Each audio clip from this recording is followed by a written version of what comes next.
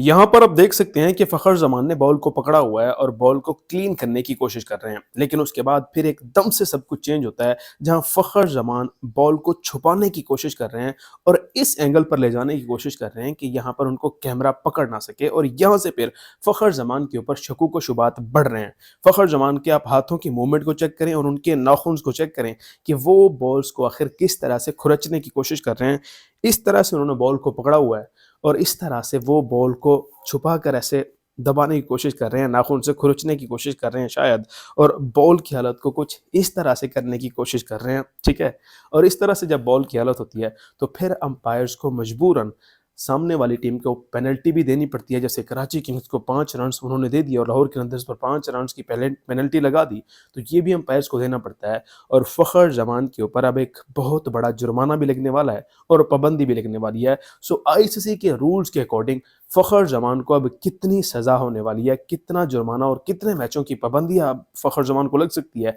इसकी तफ़सील आपके साथ मैं शेयर कर देता हूँ। जहाँ एक बात मैं आपको क्लियर कर दूँ कि मैं कोई जज नहीं हूँ और ना ही मैं यहाँ पर फैसला सुना रहा हूँ। अभी तक ये चीज़ फ़खर ज़मान पर साबित नहीं हुई। जो वीडियो सामने आ रही है वहाँ पर भी अभी कुछ हमें 100% साबित नहीं हो रहा। बस वहाँ से फीलिंग्स ऐसी आ रही हैं कि फ़खर ज़मान ने ऐसे नाखून जो है ना बॉल के ऊपर लगाने की कोशिश की है और थोड़ा खुरचने की कोशिश की है जल्दी-जल्दी से, और फिर उसके बाद शाहीन शाह अफरीदी और हारिस रऊफ ने उनको घेर लिया है, और ताकि फिर कैमरे के ऊपर वो पकड़े ना जा सकें। लेकिन इतना ज़्यादा 30 से ज़्यादा कैमरास पाकिस्तान सुपर लीग के अंदर लगाए गए हैं, तो किसी न किसी एंगल के अंदर वो फ़खर ज़मान आ गए हैं। ऐसा इन्होंने शायद प्लान बनाया था, ऐसा लग रहा है। लेकिन अब उन्होंने बनाया था या नहीं बनाया था, या फिर फ़खर ज़मान ने बॉल को खुरचने की कोशिश की है या नहीं की, ये तो अब पाकिस्तान क्रिकेट बोर्ड जब ओवरऑल सारी चीज़ों के सबूतों को इकट्ठा करेगा, फिर ही पता चलेगा कि बॉल की जो हालत चेंज हुई है, वो फ़खर ज़मान के खुरचने से हुई है, या फिर क्योंकि कज़ाफ़ी स्टेडियम में आप सबके सामने है कि नया-नया स्टेडियम बना है, वहाँ पर सीमेंट की हालात आप सबके सामने है कि वहाँ पर काफ़ी ज़्यादा सीमेंट भी लगी हुई है।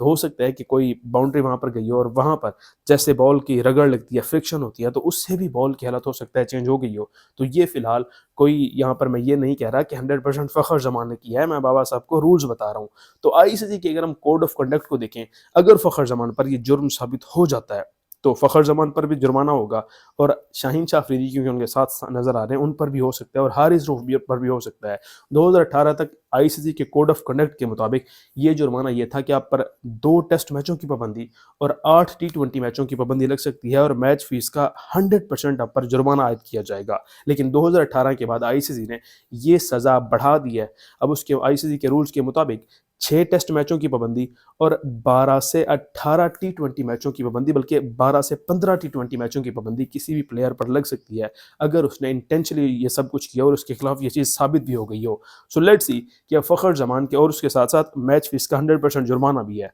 सो पाबंदी मैच के अलग से, और जो कप्तान होता है उस पर भी फिर पाबंदी लगती है कि कप्तान ने बॉल को क्यों नहीं चेक किया, और क्या कप्तान भी फिर इसमें मुलव्वस है। और अगर सारे के सारे खिलाड़ी जिस तरह से ये 3 नज़र आ रहे हैं, अगर इनका प्लान भी साबित हो जाता है, तो फिर तीनों खिलाड़ियों पर ये पाबंदियां लग सकती हैं। सो लेट्स सी कि अब पाकिस्तान क्रिकेट बोर्ड क्या करता है, फ़खर ज़मान पर ये जुर्म साबित हो पाता है, या फिर वो जो है वो उनकी आदत ही ऐसी है कि वो आराम आराम से बॉल को ऐसे सारा कुछ कर लेते हैं, लेकिन उन्होंने बॉल के साथ छेड़खानी नहीं की। ये तो अब जब टोटली तौर पर सारे के सारे सबूत सामने आ जाएंगे, वैसे फिलहाल जो वीडियो आई है उसमें तो यही बज़ाहिर लग रहा है, लेकिन जब एक्चुअल सबूत आएंगे फिर ही किसी चीज़ का पता चलेगा।